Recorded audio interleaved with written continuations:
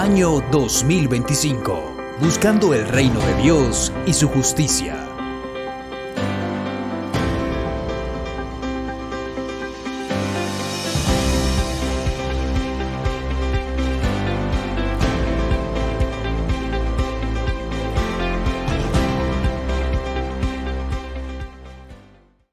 Tome su Biblia un momento, por favor. Mateo capítulo 10, versículos 1 al 4.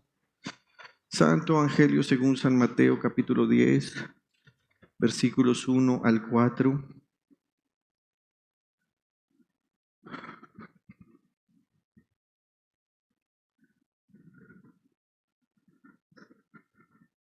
Si por alguna razón no trajo su Biblia, aquí en pantalla vamos a tener una ayuda para que usted pueda leer con nosotros. Y me gustaría invitarlos a que leyéramos este texto de manera antifonal. Yo leo el versículo 1, ustedes muy fuerte el 2, luego yo leo el 3 y todos terminamos con el versículo 4. ¿Lo tienen? ¿Están listos para leer? Quiero pedirles algo. Aviven el fuego del Espíritu, por favor. No responda amén. No, ¿están listos? Mucho mejor. Leemos en el nombre del Señor Jesús. Va a hablar de Jesús y dice, reunió a sus 12 discípulos y les dio autoridad para expulsar a los espíritus malignos y sanar toda enfermedad y toda dolencia. Estos son los nombres de los 12 apóstoles. Primero Simón, llamado Pedro, y su hermano Andrés, Jacobo y su hermano Juan, hijos de Zebedeo. Felipe y Bartolomé, Tomás y Mateo, el recaudador de impuestos, Jacobo, hijo de Alfeo, y Tadeo, Simón el celote y Judas Iscariote, el que lo traicionó. Pastor, ven un momento acá, vamos a orar y quiero pedirles, esta mañana oremos fuerte al Señor. Pidámosle que su palabra toque nuestros corazones y nuestras vidas. ¿Estamos de acuerdo? Señor Todopoderoso, estamos frente a tu santa palabra, Señor. La misma dice que cuando hablaste del Sinaí, hubo rayos y centellas, y era estremecedor ese espectáculo. El pueblo no podía resistirlo. Hoy nos estás hablando, Señor, y queremos mostrar reverencia ante tus dichos que has puesto en los labios de nuestro pastor. Permítenos, Señor, activar nuestros oídos, que nada nos entretenga, ni ningún pensamiento prevenido para refutar tu palabra, lo que tu siervo está predicando, sino al contrario, que mostremos la reverencia que en su momento mostró el pueblo de Israel cuando estaba en el desierto. Gracias te doy, Señor Jesús, por oírnos. Deseo que mi oración y la de tu iglesia llegue a tus oídos y que hallemos respuesta oportuna. Ayuda al siervo tuyo que has escogido en esta mañana para que al ser el portavoz tuyo para tu pueblo, Él fluya por medio de tu Espíritu Santo y nos hable sin que falte ni una palabra de lo que tú le has dicho, sin que sobre palabras de lo que tú le has dicho. En el nombre de Cristo Jesús oro a ti, Padre bueno, por el poder del Espíritu Santo. Amén, amén y amén. Amén. Siéntense, por favor. Si van a aplaudir, aplaudan al Señor.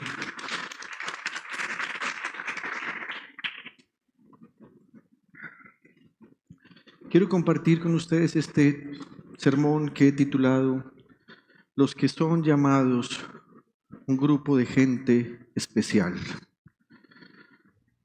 Llevamos casi 2 años estudiando el Evangelio según San Mateo y hemos llegado ahora al capítulo 10. Y el capítulo 10 es un capítulo particularmente especial porque en este capítulo vamos a observar que ahora aquellos hombres que han estado durante un buen tiempo con el Señor Jesús, caminando con Él, de lugar en lugar, subiendo a Galilea, pasando y cruzando el lago de Tiberíades, yendo hacia Jerusalén y yendo hacia varios lugares del país, ahora van a recibir de parte de Dios una disposición de ya no solamente recibir, sino ahora también dar. Tenemos un feedback, si me colaboran. Y es particularmente interesante que en las últimas semanas Dios me ha dado la gracia de compartir con ustedes algunos principios del reino de Dios y nos hemos detenido mucho a pensar en el llamado del Señor. Creo que para ustedes hoy ya es claro que hemos recibido por lo menos 3 llamados del Señor. Me gustaría que 3 personas rápidamente levantaran la mano, ojalá sin mirar sus apuntes, para que tratemos de pensar en si estamos aprendiendo esto. Hay 3 llamados del Señor. Primera persona, Adriana. Segunda, Lucy. Tercero, Sebastián. Muy bien.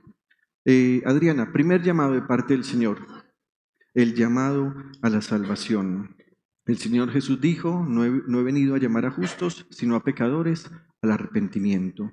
Hemos dicho que ese llamado de Dios ocurre en un momento en el que en medio de nuestra vida de pecado, Jesucristo nos llamó por medio del mensaje del Evangelio. El apóstol Pablo, escribiéndole a los Efesios, dice que el pueblo de Israel fue escogido por Dios de una manera soberana. Dios los escogió de una manera soberana. Pero dice que a nosotros, o más bien a los gentiles, el mensaje les llegó y que cuando el mensaje les llegó y ellos lo recibieron, Jesucristo los aceptó y les dio su Espíritu Santo para que ahora sean parte del pueblo de Dios. Así que este llamado a la salvación hoy en día se escucha cuando Dios, por medio de la predicación de la palabra, toca el corazón de alguien para que se vuelva en arrepentimiento a Él. Tenemos un feedback, si me colaboran. Luego, Lucy, Dios nos hace un segundo llamado. ¿Cuál es? El llamado a la santificación. Así que ahora estamos caminando con Jesús, pero constantemente la palabra predicada empieza a tocar nuestro corazón y nos damos cuenta que muchas actitudes nuestras están muy por debajo de lo que Dios está esperando de nosotros. Un llamado a la santificación implica que por medio de la palabra reconozcamos, seguimos mintiendo, seguimos falseando la verdad, posiblemente algunos siguen luchando con su inmoralidad sexual, pero Dios empieza a llamar y a decir, no es correcto. El apóstol Pablo, hablándole a los Gálatas, dice, los que practican estas cosas, y hace un listado inmenso de acciones y de actitudes pecaminosas, y Pablo dice, no heredarán el reino de Dios. Y luego escuchamos un tercer llamado, Sebastián, el llamado al servicio. Así que Dios nos llama primero para que vengamos a Él en arrepentimiento por medio de Jesucristo. Él nos va santificando por su Espíritu, pero ahora Dios quiere llamarnos para que nosotros le sirvamos a Él. Y al servirle a Él, entonces, el Espíritu Santo nos ha dado dones. La Biblia dice que a algunos les dio el don de la palabra. Específicamente se refiere a las personas que hablan de parte de Dios. También están los que presiden. En el caso de la iglesia, uno como pastor debe recibir por lo menos esos dones, el de presidir, el de enseñar la palabra, el de tener discernimiento. Un pastor debe tener casi todos los dones.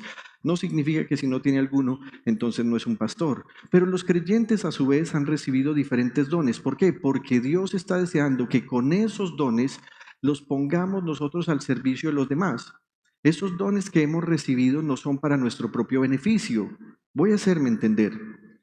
Si alguien tiene don de diversas sanidades y esa persona al imponer sus manos y orar por otros sabe sanarlos de parte de Dios, lo más posible es que si él está enfermo, él no podrá orar por él mismo y recibir sanidad. Porque los dones no son para beneficio propio. Pablo, hablando a los Corintios, dice, los dones que hemos recibido son para el servicio de los demás y para edificación de la iglesia. Tal vez a usted le ha pasado que usted es una persona con fe. Sin embargo, cuando usted tiene alguna dificultad o desafío, usted puede estar atemorizado y puede inclusive sentir que no va a ser capaz de dar un paso hacia adelante.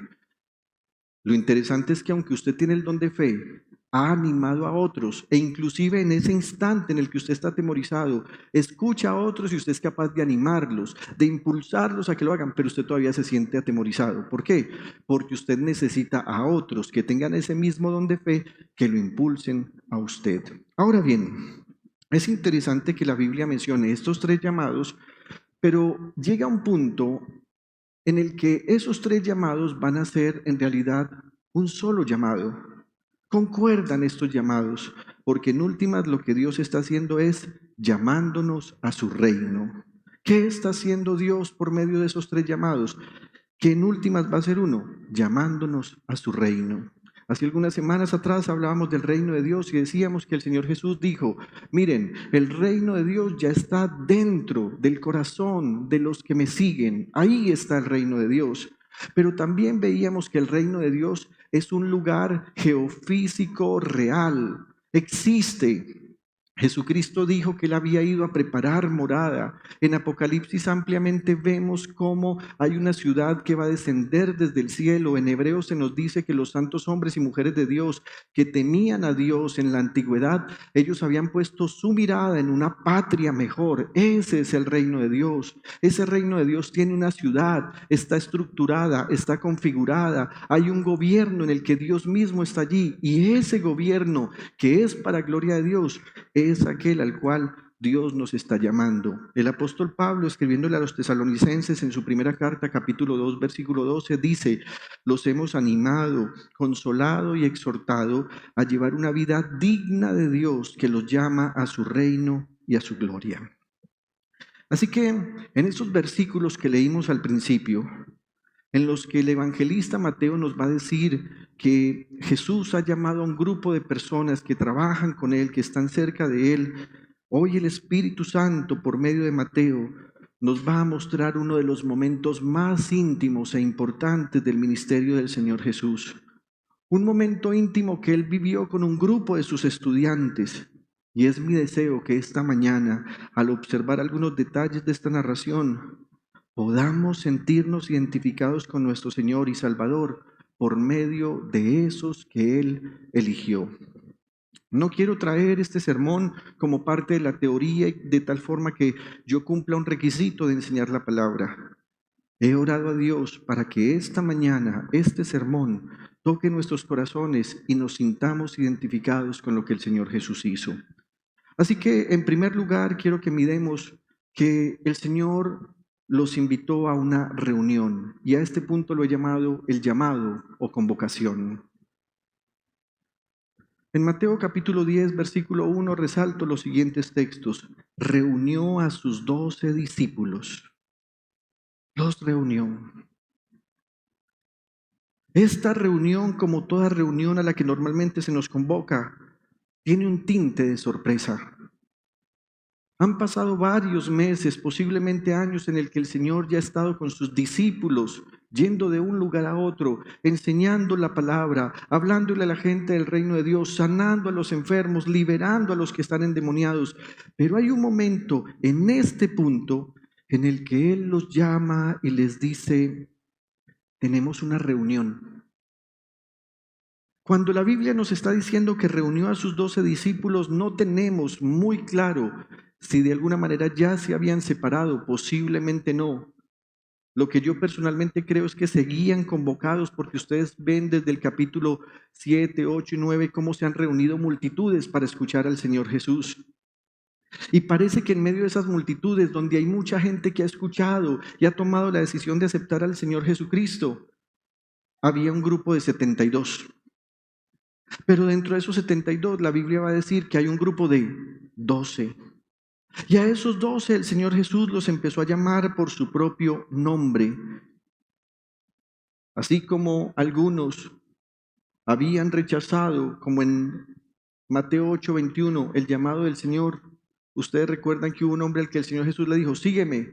Y el hombre le contestó, hagamos una cosa, deja que primero vaya y entierre a mi padre y después te seguiré. Ustedes recuerdan que decíamos, no es que el papá ya se había muerto. Lo que ese hombre estaba tratando de decir es, yo quiero esperar a que mi padre muera para que me toque la herencia y entonces después que la tenga yo te seguiré.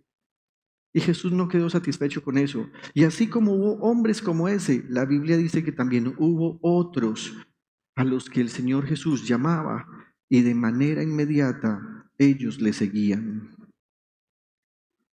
¿Ha sido usted convocado a una reunión que no estaba en su agenda? Una reunión de trabajo o inclusive una reunión en la iglesia, o qué tal una reunión en el colegio para los que tienen padres o para los que tienen hijos que todavía están en educación básica, primaria o secundaria. Esas reuniones que no estaban programadas generan como un tinte de nerviosismo. Se puede imaginar a los discípulos diciendo, ¿qué habrá pasado? ¿Y por qué nosotros 12? ¿Qué nos irá a enseñar hoy? No falta el que sea dizque capaz de leer las conductas de una persona y habrá dicho, cierto que hoy el Señor está como raro, algo está pasando.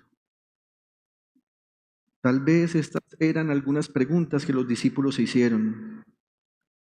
Pero ¿no les parece a ustedes que también debió haber sido un tremendo gozo que en medio de tantas personas, en medio de la multitud, el nombre de cada uno de ellos empezara a escucharse, así como cuando hay un reinado y empiezan a decir, finalistas, señorita Colombia, señorita Filipinas, ya sabemos que van a escoger 10 en el reinado.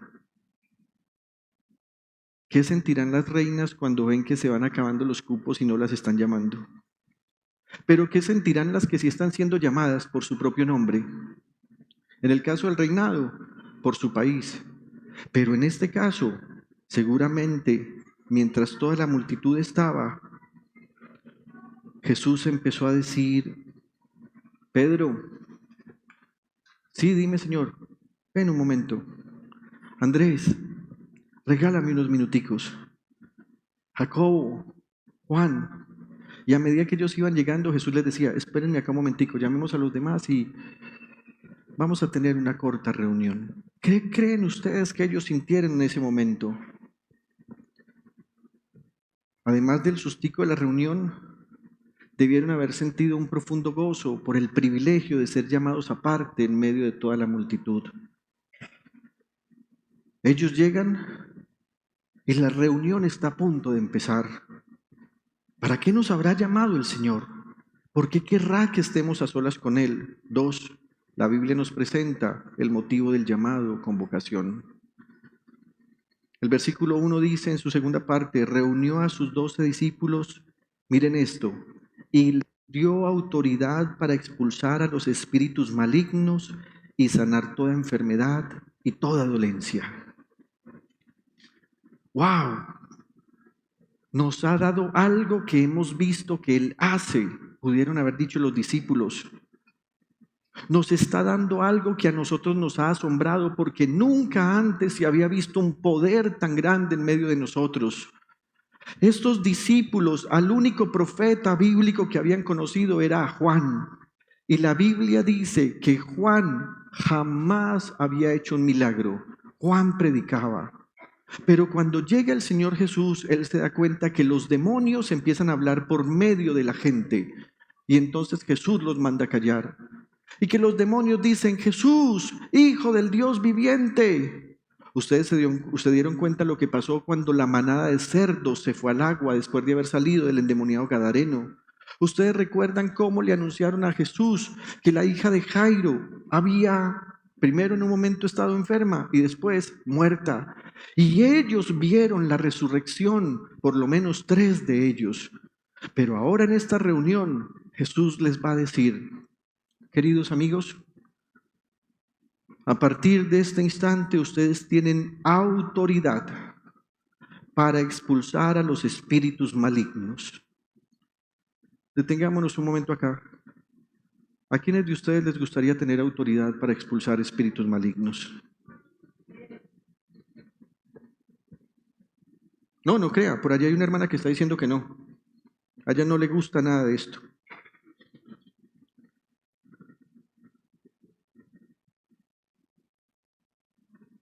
¿Usted se imagina una persona sometida por un demonio?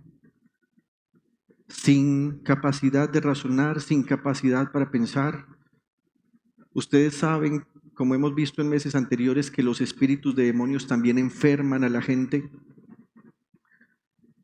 Hemos visto cómo hay demonios que inclusive su objetivo es llevar a la muerte a una persona para que esa persona pierda su alma, su cuerpo, su vida y la vida eterna. Y también Jesús les dice, y les doy poder para sanar toda enfermedad y toda dolencia. 2 temas que son diferentes. Las enfermedades son producto de cuando el cuerpo empieza a deteriorarse por alguna razón. Pero las dolencias en la Biblia son la forma como el alma duele y se manifiesta en el cuerpo. Cuando las personas tenemos impactos emocionales, entonces tenemos la tendencia a somatizar. Tal vez si alguien ha perdido a un ser querido, se da cuenta que en medio del duelo también hay una dolencia inexplicable. Y puede ser que empiece a manifestarse en la cintura, o en los pies, o en un cansancio físico, en un dolor de cabeza, en un desgano. Esa no es una enfermedad. Usted va donde el médico y el médico le dice, no, estás bien, todos los exámenes te salieron bien. ¿Será que estás estresado? Y los médicos siempre preguntan lo mismo, ¿estarás trabajando mucho? ¿Qué es eso? No es una enfermedad, es una dolencia. Las enfermedades usted las reconoce bien, se manifiestan físicamente. Enfermedades con las que hay que lidiar constantemente y los pastores tenemos que lidiar con las enfermedades de los creyentes constantemente. Cáncer, fibromialgia, dolor de rodilla, dolor de articulaciones, jaqueca y todo lo que usted sabe que algunas veces nos afecta a todos. Señor, ¿estás seguro que quieres darnos esta autoridad? Ninguno se atrevió a preguntar eso. Pero, ¿qué pasaría cuando ellos recibieron de parte del Señor esta autoridad? ¿Será que lo sintieron físicamente? ¿Será que sintieron que en su cuerpo algo cambió? ¿Será que sintieron como unas chispitas mágicas que entraron en su cuerpo? ¿Cuál sería la forma para experimentar que este poder y esta autoridad se habían hecho efectivos en ellos? Esa es una pregunta muy importante. Jesús les está diciendo a ellos, amigos míos, voy a delegarles mi poder por varias razones. Esta mañana yo expondré 4. La primera, porque Jesús les está enseñando que Él y su reino son soberanos sobre el mundo espiritual y físico. Hermanos, Jesucristo reina sobre todo lo que existe, lo visible y lo invisible. Jesucristo no le tiene miedo a Satanás. Jesucristo no desconoce los demonios. Él sabe cómo se llaman, Él sabe cómo actúan. Y así como Jesucristo gobierna sobre todo en el mundo físico, también gobierna sobre todo en el mundo espiritual. Así que Él les está diciendo, les doy esta autoridad. ¿A ustedes no les parece que si Él no fuera el Mesías eso sería muy pretencioso? Darme autoridad. Pero Él lo está haciendo porque Él les está diciendo, yo tengo este poder y tengo también autoridad para darles a ustedes autoridad sobre el mundo físico y sobre el mundo espiritual. La segunda razón es que el Señor Jesús quiere decirles a ellos, yo y mi reino somos soberanos sobre los efectos del pecado. ¿Se ha puesto usted a pensar por qué nos enfermamos? La razón de la enfermedad, del desgaste físico, todo esto viene desde Adán y Eva. Acuérdense que a partir de ese instante entró la muerte. Y algunas veces nosotros aspiramos a que al leer esos pasajes la muerte sea inmediata, como le pasó a Ananías y Zafira, que cuando engañaron o trataron de engañar al Espíritu Santo del Señor, entonces cayeron inmediatamente muertos. No siempre ocurre así. Lo que normalmente ocurre es que a partir del mismo momento en que nacemos, no solo comenzamos a vivir, comenzamos a morir. Y cuando pasa el tiempo nos empezamos a deteriorar. Una arruga, unas canas. Esta semana mi hija se acercó y me dijo, papá, tienes una lanita, y la jalaba y la jalaba. Y yo, no, muñeca, es una cana. Y como por ahí dicen que si uno se arranca una cana, entonces le salen otras. Yo dije, Dios mío, voy a llegar aquí con una ceja blanca y la otra negra. Nos duele una rodilla, nos duele una articulación y algunas veces es producto de la edad. Pero escúchenme, queridos hermanos, Jesucristo y su reino son soberanos sobre los efectos del pecado. Por más pecador que sea una persona, si esa persona se arrepiente, Jesucristo tiene poder para salvar a cualquier persona. No importa qué tan mala haya sido esa persona. En tercer lugar, el Señor les da autoridad porque Él quiere demostrarles que Él y su reino son soberanos sobre los esfuerzos de Satanás. Satanás es un mañoso que todo el tiempo está poniendo trampas, que todo el tiempo está tratando de poner en conflicto a las familias, que todo el tiempo está trayendo tentaciones y aprovechándose de nuestras debilidades para ser tentados. Usted nunca será tentado con algo que a usted no le guste. ¿A cuánto les gusta la torta de chocolate? Digan gloria a Dios. Les recomiendo la de una marca de café muy conocida en Colombia, la torta de Juan Valdés. La de chocolate es deliciosa, exquisita. ¿No le parece a usted que sería una obra muy maléfica de mi parte que yo le ofreciera una torta deliciosa de Juan Valdés a una persona diabética? Así es Satanás. Satanás siempre está buscando con sus demonios cómo tentarnos por medio de aquello en lo que somos débiles. Una persona para quien la inmoralidad sexual no es una debilidad, no se sentirá tentado con la pornografía. Pero ¿qué hace Satanás con el que sí siente debilidad hacia la inmoralidad sexual? Buscar ocasión para tentarlo. ¿Saben qué, mis hermanos? Jesucristo y su reino son soberanos sobre los esfuerzos de Satanás. Y nosotros tenemos que creer esa verdad. Pablo decía, ninguno es tentado más de lo que pueda soportar. Pero inclusive si llega a ser tentado, Dios siempre le dará la salida. ¿Por qué? Porque Él es soberano sobre los esfuerzos del diablo y sus demonios. Pero hay una cuarta cosa en la que quiero centrarme un poco esta mañana. Cuando el Señor Jesús delegó sobre ellos poder, Él quería decirles que a Él y a su reino le interesan las necesidades de la gente.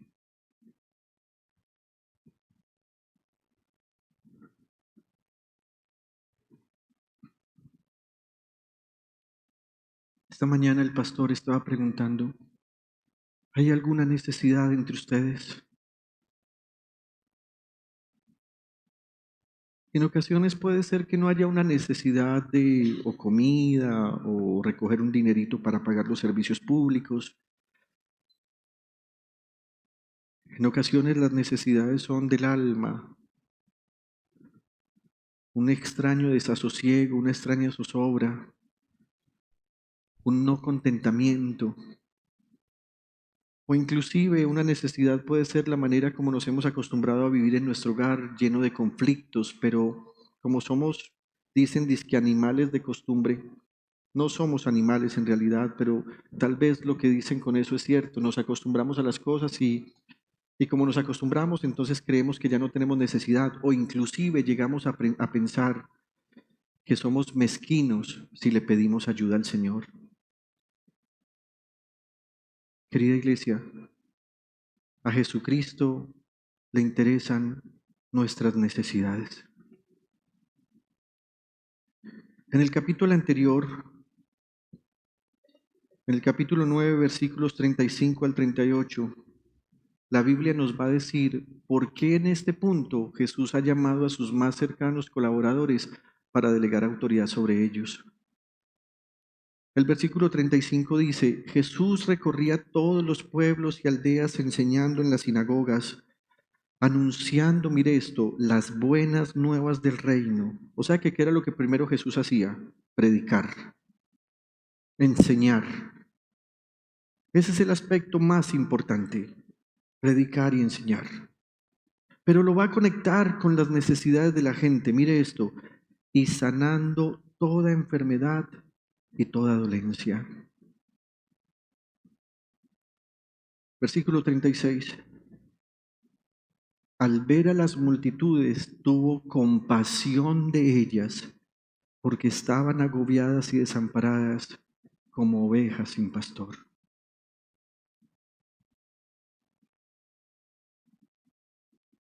No sé por qué cada vez que recuerdo o que leo este texto, para mí es inevitable recordar cómo la gente se dirige a un estadio de fútbol o a un estadio a ver un concierto.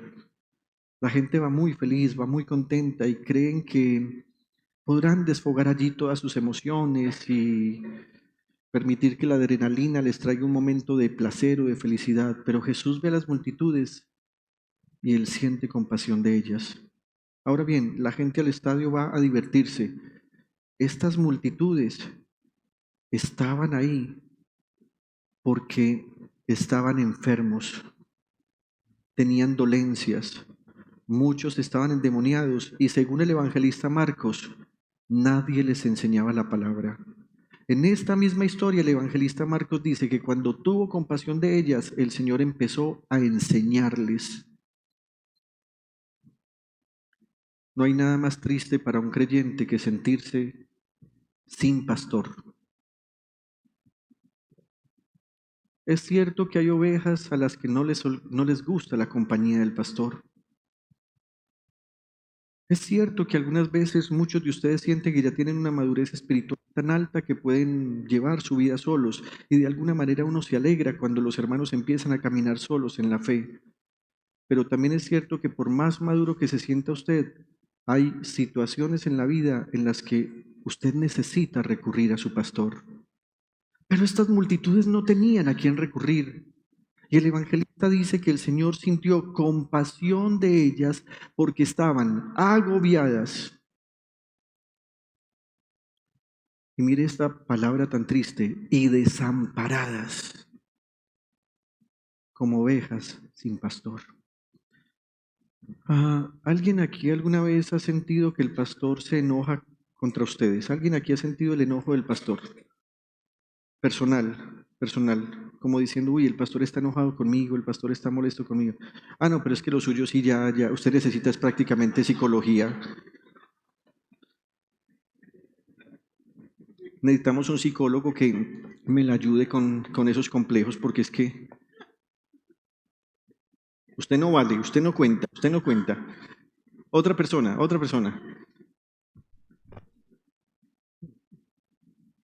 Vea, hermanos, ¿alguien más? Lo pondré de otra manera. ¿Han sentido la indiferencia del pastor? ¿Otra vez usted? No. Enseguida necesito a 12 hombres porque vamos a liberarla. Eso ya no es normal.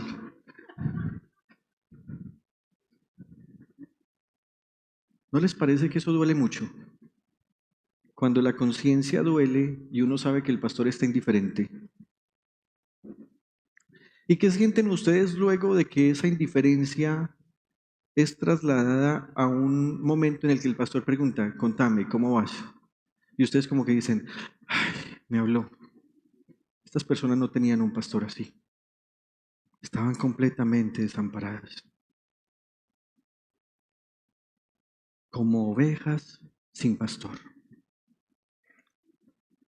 ¡Wow! El Señor se detiene. Seguramente se empina. Mira a ese gentío y voltea a decirles a ellos, la cosecha es abundante, pero son pocos los obreros. ¿A quién les va a decir eso? A sus discípulos. No lo dijo a las multitudes. Él tampoco estaba pensando en Pedro, ¿cuántas sanidades faltan? Y Pedro, Señor, has hecho 16.400, faltan 9.601. Y Jesús no dijo, wow.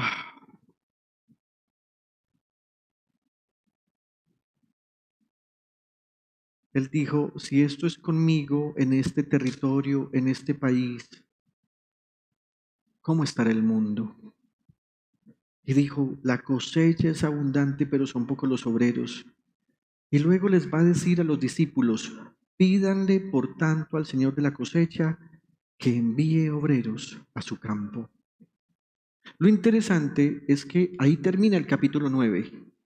Así que uno supondría que los discípulos en su momento ya de descanso, después de esta jornada, iban a ir a su casa e iban a empezar a pedir, Dios, la cosecha es abundante y los obreros son pocos.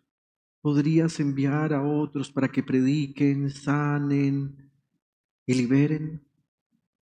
Tal vez no hubo tiempo para la oración. Si Mateo nos está narrando esto cronológicamente, Jesús termina ahí y cuando termina ahí, por eso les decía, lo más probable es que todavía estaban en medio de la multitud cuando él empezó a llamarlos, porque ahí empieza el capítulo 10. Los reunió. Les había acabado de decir, pídanle al Señor de la mies que envíe obreros a su campo.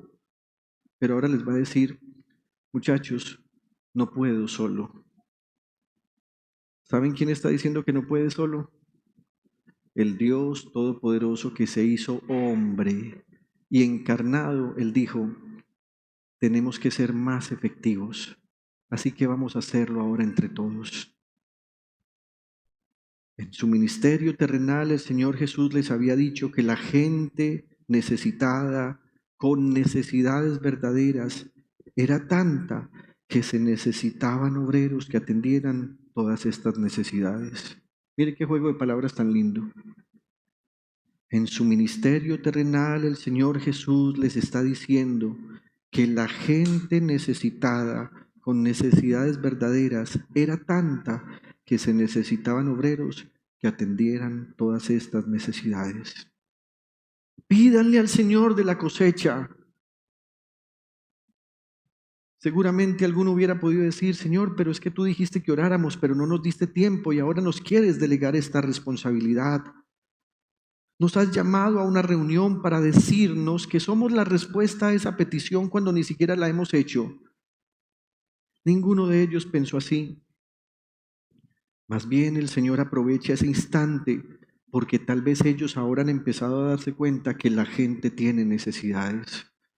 Y Jesús les va a decir, les doy autoridad sobre todo aquello que oprime a la gente. Jesús no está viendo a la gente como asquerosa, endemoniada, ni como canzones enfermos. Jesús los está viendo como gente agobiada y desamparadas como ovejas sin pastor. Y les dice a sus discípulos, les estoy dando autoridad, no para que alardeen, no para que ustedes empiecen a generar una expectativa de grandeza personal a la gente. Estoy pensando en las necesidades de los que están siendo oprimidos, obsesionados y poseídos por espíritus malignos. Y estoy pensando en los que están enfermos en el cuerpo y dolidos en el alma. Iglesia, algo en lo que muchas veces fallamos es que queremos evangelizar a la gente para que la gente venga a ocupar un puesto en la iglesia y la iglesia se llene. Algo en lo que muchos invierten dinero y tiempo es en conocer el nombre de una comunidad o de una iglesia para que sea reconocida en una ciudad o en algún punto específico, geográficamente hablando. Quiero que sepa que para Jesucristo no ha cambiado la expectativa. A Jesucristo no le interesa llenar iglesias, porque Él sabe cuál es su iglesia. A Jesucristo le interesan las necesidades de las personas. El objetivo de las buenas nuevas del reino son las personas. ¿Me le agregas ahí? Buenas nuevas del reino son las personas. Buenas nuevas del reino. Ahora estos discípulos van a ser más que servidores, compañeros o estudiantes. Es como si en esta reunión, sin pompa, sin diplomas, sin lujos, sin celebraciones, e inclusive sin los familiares cercanos, ellos fueran a recibir su primera graduación. Ahora ya no van a ser solo discípulos, ahora van a ser apóstoles. Discípulo significa estudiante, pero no estudiante virtual, no estudiante autodidacta, no estudiante empírico, sino estudiante que está siendo enseñado por otro. En el año de la pandemia tuvimos una experiencia que no me gustó mucho.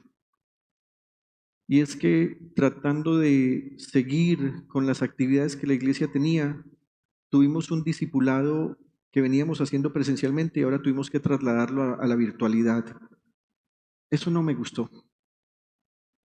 Y no me gustó porque aunque nos daba oportunidad de alcanzar y de no parar actividades, el discipulado no tiene que ver con estudiar para tener conocimiento.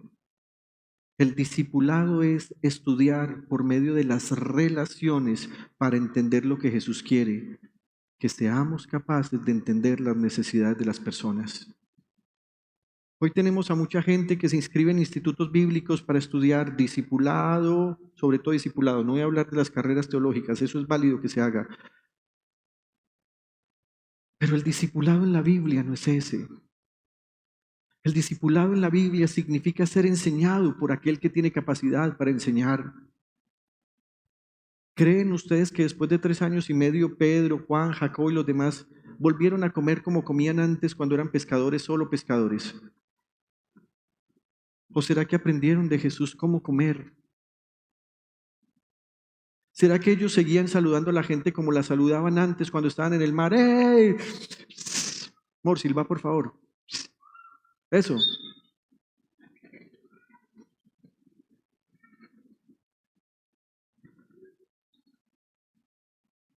¿O habrán aprendido de Jesús que, por ejemplo, cuando los niños venían, los besaba, los abrazaba y los bendecía? Ese es el discipulado. Pero ahora van a pasar de ser discípulos a apóstoles, y apóstol significa representante calificado que ha sido enviado en una misión. Miremos estos dos textos, el versículo 1 y 2 de Mateo 10:1, donde hay una diferenciación entre estas dos actividades. Reunió a sus 12, ¿qué? Discípulos, y les dio autoridad para expulsar a los espíritus malignos y sanar toda enfermedad y toda dolencia. Y mire ahora lo que va a decir. Estos son los nombres de los 12 apóstoles.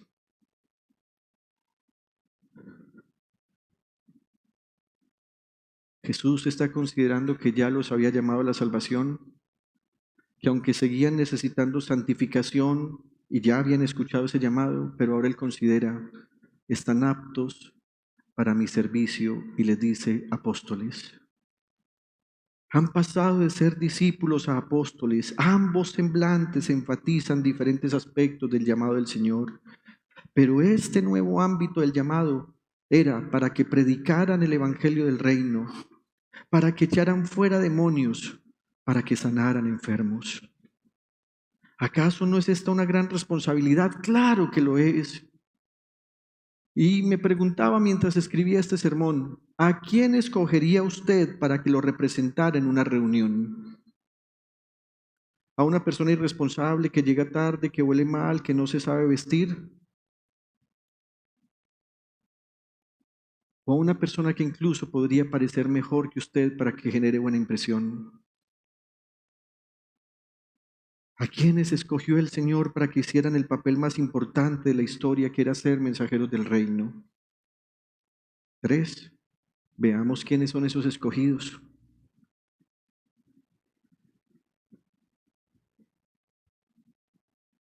Versículo 2. Estos son los nombres de los 12 apóstoles. Primero, Simón llamado Pedro y su hermano Andrés, Jacobo y su hermano Juan, hijos de Zebedeo, Felipe y Bartolomé, Tomás y Mateo, el recaudador de impuestos, Jacobo, hijo de Alfeo, Tadeo, Simón el celote y Judas Iscariote, el que lo traicionó. Estas son las personas que Jesús escogió para ser más que sus seguidores cercanos. Ahora Jesús los ha escogido para que desempeñen un papel fundamental en la difusión del Evangelio del Reino. Pero cuando estaba preparando este sermón, hablé con el pastor y le dije, voy a tomarme un poquito de tiempo para pensar en cuáles eran las características y personalidades distintas de estos hombres. ¿Por qué Jesús los habrá escogido si tenían características que en ocasiones parecían no buenas, sino más bien negativas? En los próximos minutos nos vamos a tomar unos minutos, discúlpeme la redundancia, para hablar de cada uno de estos hombres. Y vamos a tratar de ir, o vamos a ir en el mismo orden que nos lo presenta Mateo. Él dice, primero, Pedro. De Pedro sabemos que su nombre original es Simón. Jesús le cambió el nombre.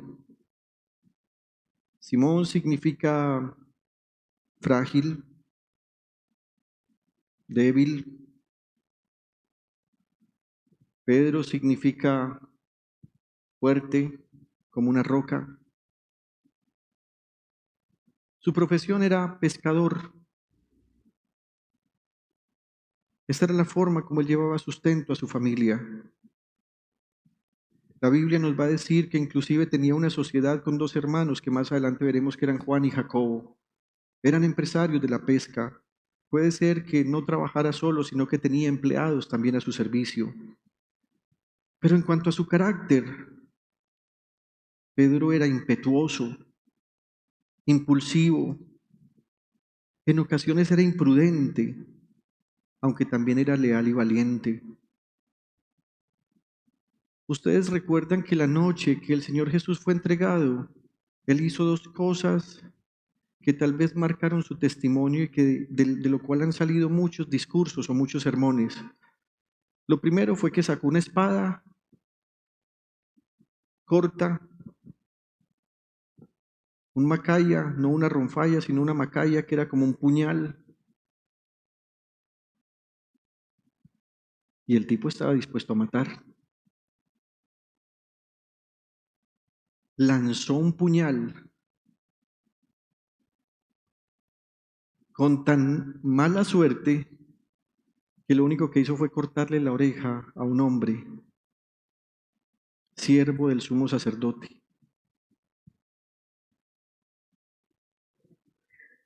Cortó orejas sin ser torero.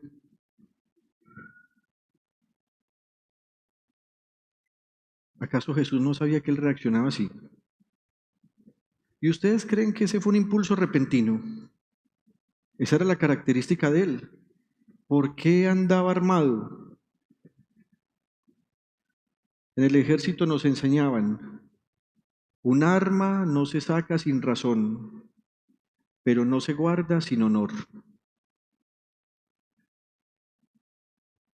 Pero esa misma noche hizo otra cosa, negó 3 veces al Señor. No lo conozco, no soy de Él, no sé quién es.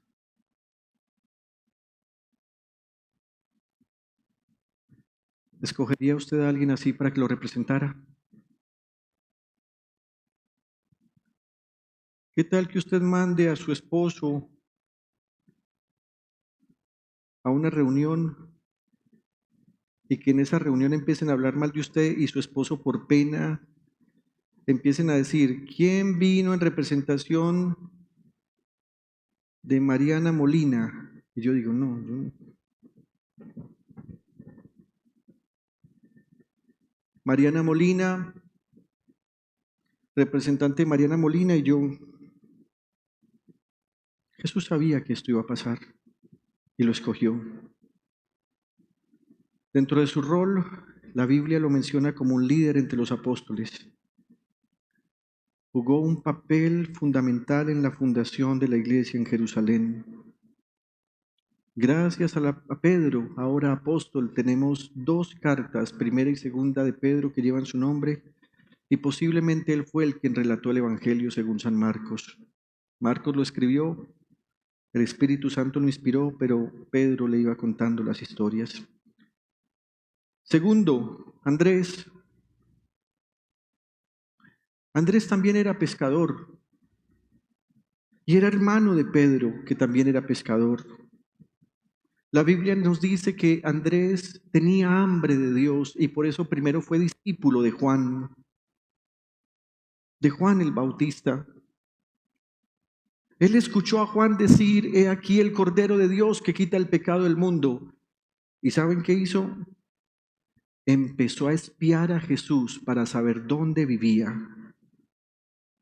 La Biblia dice que una tarde, como a las 4 de la tarde, un poco antes de las 4 de la tarde, Jesús iba caminando para irse al lugar donde estaba habitando y volteó y vio que Andrés lo estaba espiando, lo estaba persiguiendo. Y entonces Jesús le dice, ven.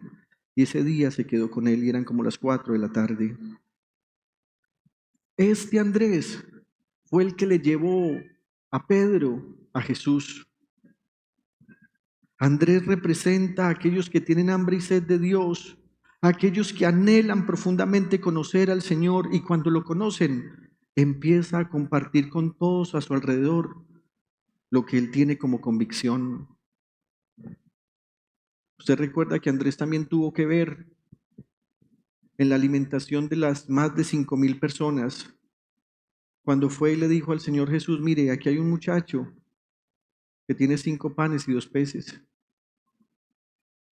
La Biblia dice que dentro de su rol nos muestra que ayudó a presentar a Pedro a Jesús, pero también ayudó a presentar a Jesús a una multitud de personas. Pregunta, ¿a alguien esta mañana le gustaría representar a estos 2 hermanos, Pedro y Andrés? Si 2 hombres levantaran rápidamente su mano, se los agradecería. Ojalá fueran hermanitos. ¿Quieren ustedes 2 hermanitos venir? Hágale. Vea, impulsivo. No, pero venga para acá. Pedro y Juan. Y Andrés. Vengan, háganse por acá, muchachos. ¿Están dispuestos a terminar la predicación acá arriba, parados? ¿Desayunaron? ¿Sí? No se vayan a desmayar. Si necesitan sentarse, levantan la mano. ¿Listo? Pero después vinieron otros 2 hermanos, Jacobo, profesión pescador, en cuanto a su carácter, apasionado. Junto con su hermano Juan era conocido como hijo del trueno. Jacobo se ofuscaba fácilmente. No es que fuera muy paciente. Jacobo habló con su mamá y le dijo, mamá, necesitamos una ayuda. Vaya, hable con el Señor Jesús y dígale que nosotros nos queremos sentar junto a Él en el trono de su reino. Así que nosotros no queremos ser aquí igualitos a esta partida de otros discípulos malolientes. Nosotros queremos estar en el mejor lugar. Jacobo se caracterizaba porque algunas veces cuando quería algo, respondía sí al reto, sin saber lo que significaba. Cuando fueron a pedirle al Señor que él y Juan se querían sentar a su lado en el trono, Jesús les dijo, ¿sí? ¿Acaso ustedes pueden ser bautizados con el mismo bautismo que yo voy a ser bautizado? Y le dijeron, sí, sí podemos. Pero es que Jesús está hablando de la muerte. A pesar de eso, él fue uno de los 3 más cercanos a Jesús. Usted puede leer en su casa acerca de él en Mateo 9, 54 y 56, en Marcos 10, 35, e inclusive en Hechos capítulo 12, si me le agregan ahí, Hechos capítulo 12, versículos 1 y 2, porque nos narra cómo murió él. Después la Biblia nos menciona a Juan, también pescador, era hermano de Jacobo, y aunque llegó a ser conocido como el apóstol del amor, en un principio él junto a Jacobo su hermano recibieron como sobrenombre los Boanerges. ¿Y saben quién los puso así? Jesús. Boanerges significa hijos del trueno. La Biblia dice que una vez Jesús iba pasando por Samaria y la gente empezó a insultar a Jesús y no lo dejaron entrar a su territorio para pasar la noche. Así que Juan y Jacobo le dijeron al Señor, Señor, Señor, esto no se te puede hacer a ti, Señor. ¿Cómo así que esta gente te insulta y no te deja entrar? Danos autoridad, danos permiso para pedir que descienda fuego del cielo y consuma a toda esta gente. Años más tarde llegó a ser el apóstol del amor. La Biblia nos dice que él también era uno de los 3 más cercanos a Jesús e inclusive era aquel discípulo a que Jesús amaba. Escribió el Evangelio de Juan, 3 cartas que llevan su nombre, primera, segunda y tercera, y el Apocalipsis. Por favor, lean en su casa Lucas 9, 54 y 56, Marcos 10, 35 y también Juan capítulo 20, 21. 2 hermanos más que quieran ser Jacobo y Juan. Hágale de una. Estos son los que oran para que descienda fuego del cielo, vea. Ahí donde los ven. Este es el más bravo, ¿cierto? Sebas, este es más bravo. Después siguió Felipe. La Biblia no dice a qué se dedicaba Felipe. Solo dice que era de Betsaida, donde eran Pedro y su hermano Andrés. Felipe tenía como carácter el ser razonable. A él no le interesaban mucho las cosas que no se podían comprender o que no tenían explicación. A él le gustaba buscar pruebas y respuestas. La Biblia dice que conocía muy bien la ley de Moisés y las profecías donde Dios anunciaba que enviaría al Mesías. Pero a él le gustaba que la gente viera por sí misma al Señor. Él los inducía a la curiosidad. Él no obligaba a la gente a creer, más bien daba espacio para que la gente viera y creyera.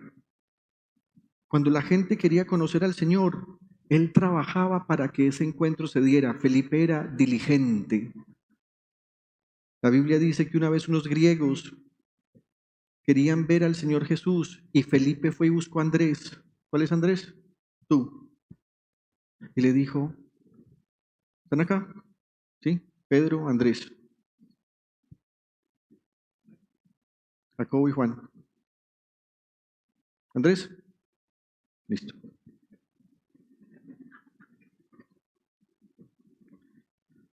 ¡Hey! Hay gente que quiere conocer a Jesús, le dijo Felipe a Andrés, y ambos fueron a decirle al Señor.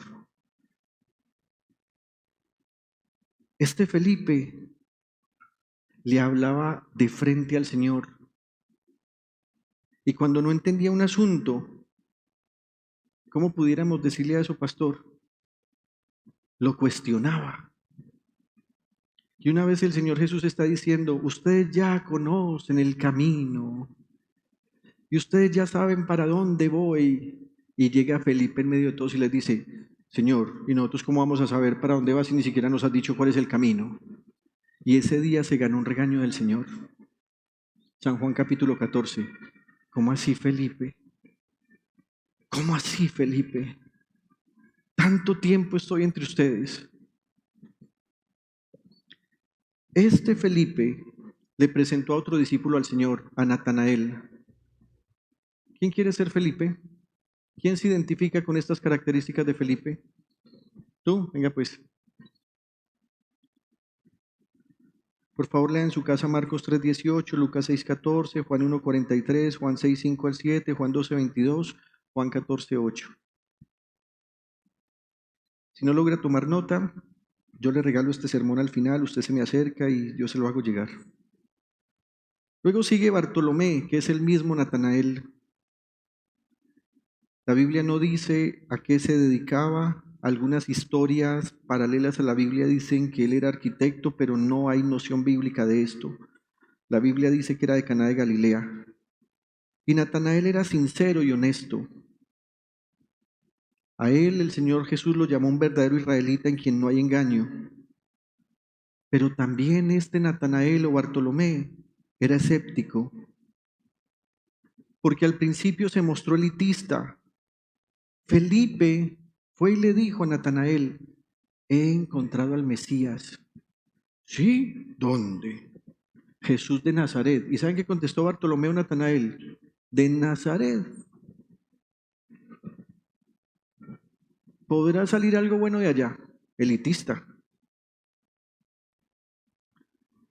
Sin embargo, discriminador. Sin embargo, cuando Jesús habló con él, inmediatamente lo reconoció y le dijo, verdaderamente tú eres el Mesías de Dios. Puede leer acerca de él en Marcos 3:18, Lucas 6:14, Juan 1:45-49, Juan 21:2. La Biblia nos da muy pocos detalles de este discípulo. ¿Alguien quiere ser Bartolomé? Esos que cuando empezaron a creer como que decían, volverme cristiano, como que, no, yo no creo eso. Rápido, un Bartolomé. Les da pena, ¿vio? Tú dices que él le tocó. Nos ha dado mucha lidia, ¿cierto? Mire, sigue escéptico, vea, escéptico allá. Escéptico. Vea cómo viene, escéptico. Es que hay que profetizarle a ver si cree, porque es que, venga para acá, vamos en orden. ¿Quiénes? Vamos en orden, Pedro, Andrés, Jacobo, Juan, Felipe, Bartolomé. Luego está Tomás. No sabemos qué hacía Tomás antes de conocer a Jesús, pero era dudoso. murmurador de las decisiones del Señor. Imagínense que una vez le mandan una noticia al Señor que Lázaro está enfermo. Ya llevan varios días en un recorrido. A Jesús estaban a punto de apedrearlo. Y cuando el Señor Jesús les dice, vamos a ir a la casa de Lázaro, ¿saben qué dijo Tomás? No, pues vamos nosotros también a morir con él. Esta joyita sembraba la cizañita en el grupo de discípulos. Él decía que necesitaba pruebas para creer. Y Jesús lo regañó. Cuando resucitó, le dijo, no seas incrédulo, sea un hombre de fe. Resulta que Tomás había dicho, si yo no veo con mis propios ojos al Señor, y si no meto mi dedo en las marcas de los clavos y mi mano en el costado, yo no voy a creer lo que ustedes me están diciendo de que Él resucitó. Yo no creo eso. Yo nunca he visto un muerto resucitar. A él lo apodaban el gemelo. Después que el Señor Jesús les dice que ellos ya conocen el camino para ir a donde Él iría, Tomás, junto con Felipe, le dijo, ni siquiera sé a dónde vas. Y como no lo sabía, mucho menos el camino. La Biblia nos muestra que su rol para la iglesia radica en que su duda y posterior confesión de fe son significativas. Usted puede leer en su casa Juan 11:16, Juan 14:5 y Juan 20:24 al 28. ¿Alguien quiere ser Tomás? Uno de esos que les cuesta creer. Venga, joven, usted allá que volteó la cara con una sonrisita. Sí, es usted. Venga, Aroncito, para acá. ¿Vio? Todavía lo duda.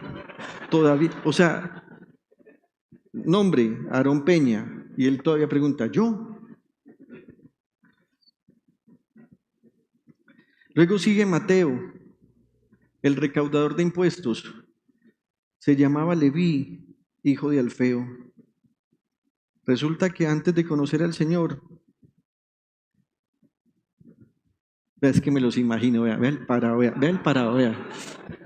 Es que así, escéptico ahí como este man con que va a salir.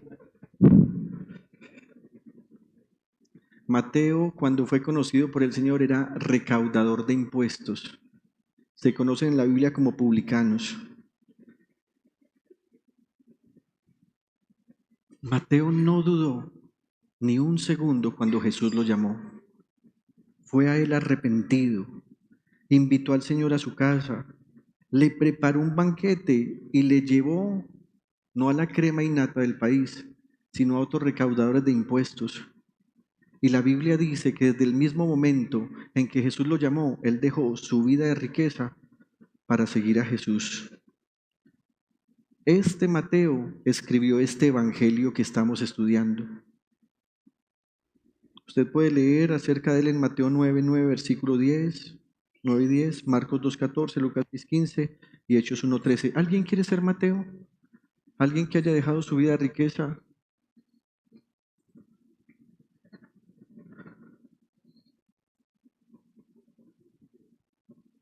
Y sí la tiene. La semana pasada me dijo, pastor, monté un emprendimiento y estoy vendiendo cositas de papelería, pastor. Y le dije, ¿cuánto has vendido? Bastante, pastor. Ya llevo como 50,000 o 40,000. Así me dijo. ¿Sí o no? Vea el ejemplo del escéptico. Vea ya cómo los tiene parados. Después siguió Jacobo, hijo de Alfeo. A este Jacobo se le conocía como Santiago el menor. No sabemos qué hacía. Y lo interesante es que según la Biblia, no sabemos mucho de él porque no se dice nada de él. Solamente se le menciona. Por su nombre se le considera un hombre justo. Y dentro de su rol podríamos decir que es uno de los apóstoles menos conocidos. ¿Alguien quisiera representar a este menos conocido? No, pues mira, habla barranquillero, canta.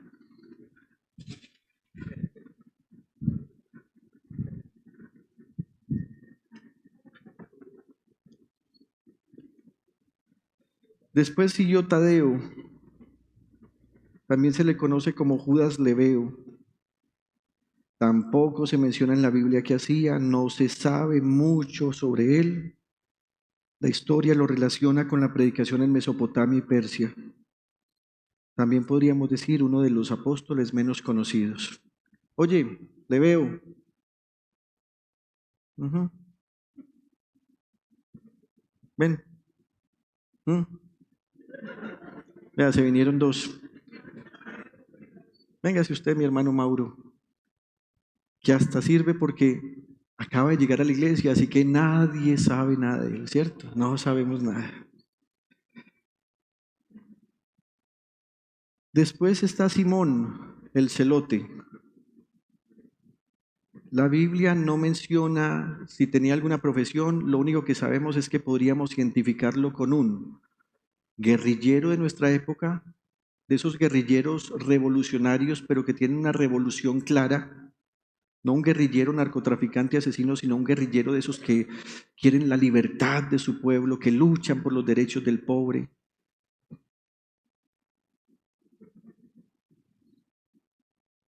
Hacía parte de un grupo que se llamaban los celotes.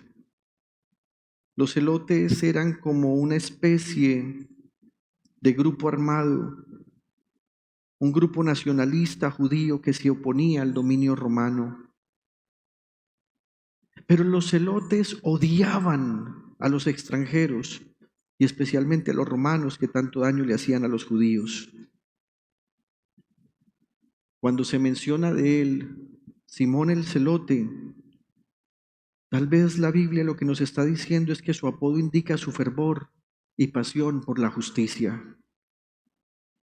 Usted podrá leer acerca de él en Marcos 3:18, en Lucas 6, capítulo 15 y en Hechos capítulo 1, versículo 13. Tampoco tenemos muchos detalles de él, más que su nombre. Ahora sí, celote. Nos queda uno.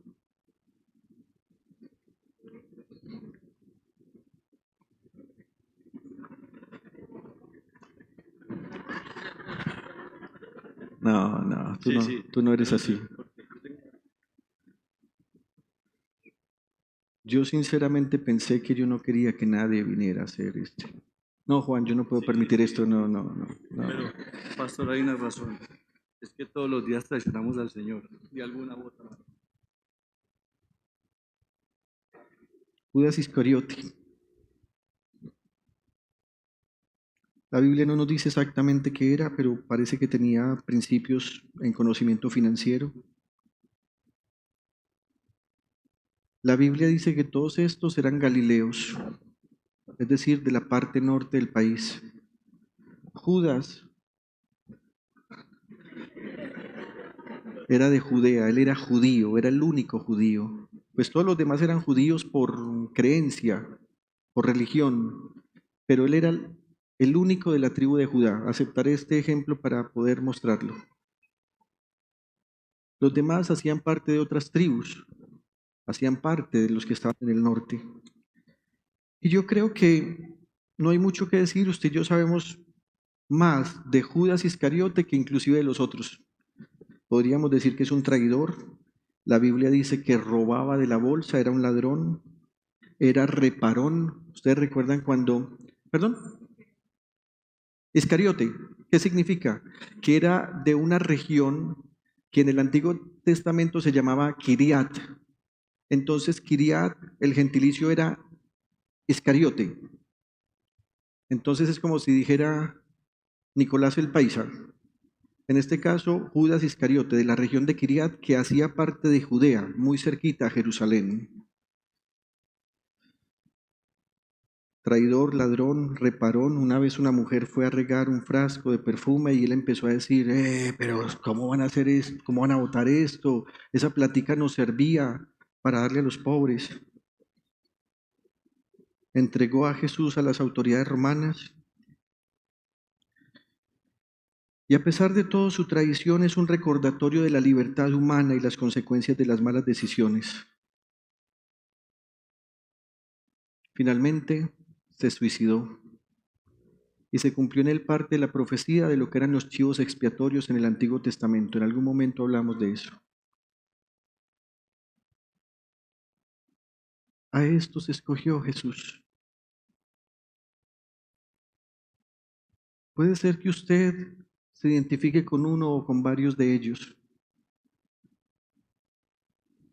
Tal vez sea la historia de Jacob, hijo de Alfeo, o Tadeo, que a pesar de haber sido escogidos no tenían mucha capacidad para hablar.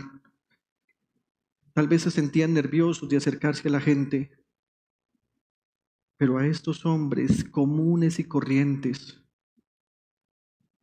que tenían algunas veces malos olores en su cuerpo, ¿usted se puede imaginar a qué olía la cama de Pedro, un pescador?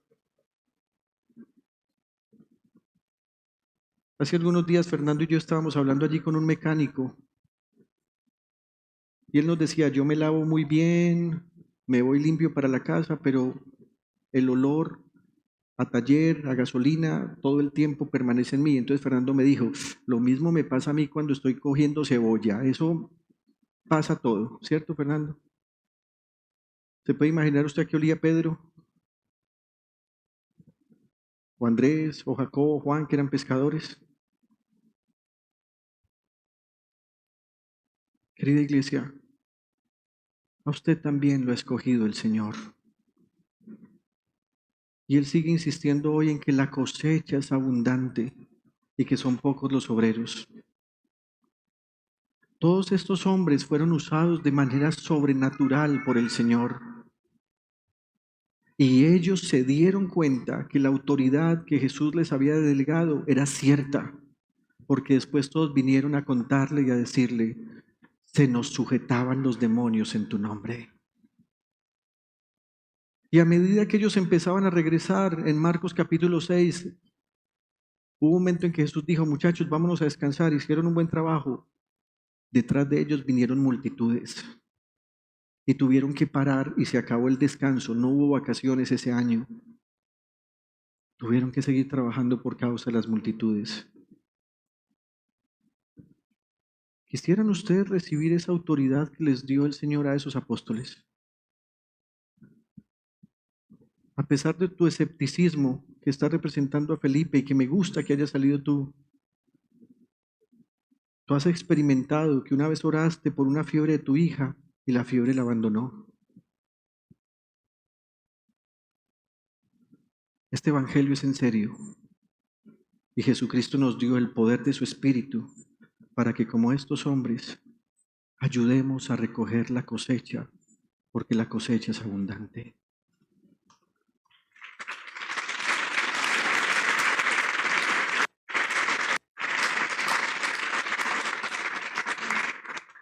Termino con algo que dije cuando mencioné 4 razones acerca de por qué el Señor les dio autoridad. Y quisiera pedirles a ustedes que recuerden esto siempre. Al Señor Jesús y su reino le interesan las necesidades de la gente. Hermanos, somos la respuesta de Dios a la necesidad de la gente.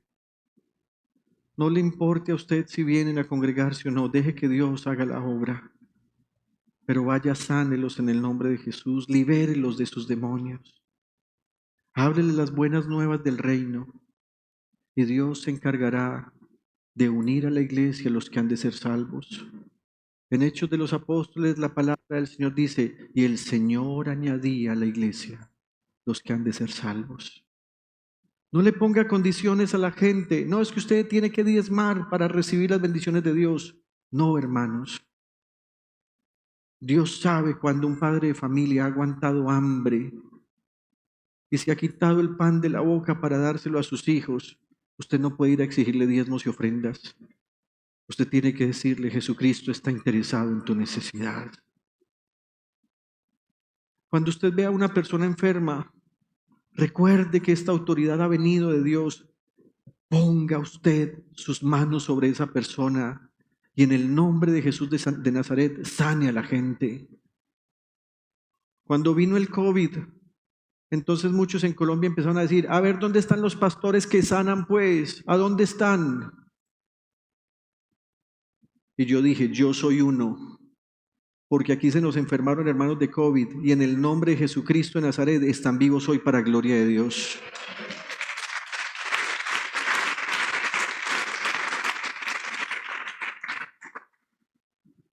¿Quisiera usted recibir esta autoridad de parte del Señor?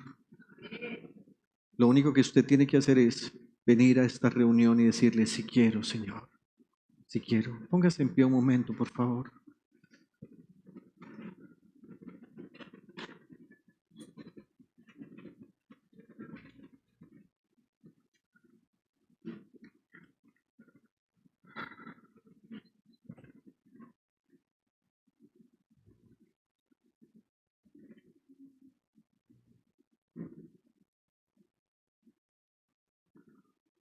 Levante sus manos al cielo y diga, Señor, yo quiero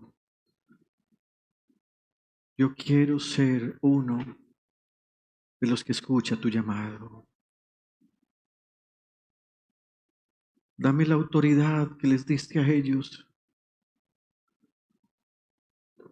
porque quiero hacer la obra, Señor. Dame autoridad para sanar a los enfermos y a los que tienen dolencias. Dame autoridad para echar fuera a los demonios. Diga conmigo en el nombre de Jesús, recibo esta autoridad, porque el Señor Jesús y su reino son soberanos sobre el mundo espiritual y el mundo físico. Recibo esta autoridad, porque el Señor Jesús y su reino son soberanos sobre los efectos del pecado.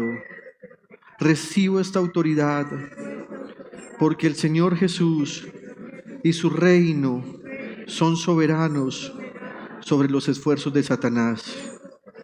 Recibo esta autoridad porque al Señor Jesús y a su reino le interesan las necesidades de la gente. En el nombre de Jesús.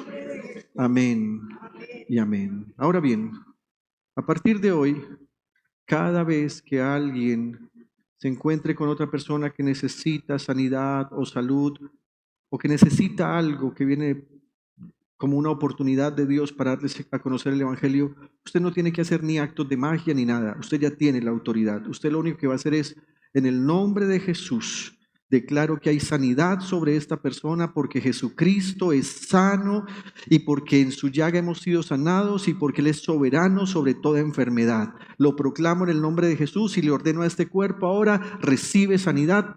Amén. ¿Fácil o difícil? Vayan y hagan la obra.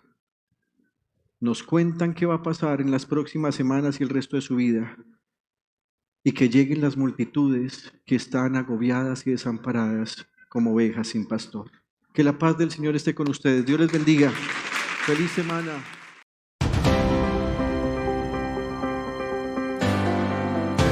Año 2025. Buscando el reino de Dios y su justicia.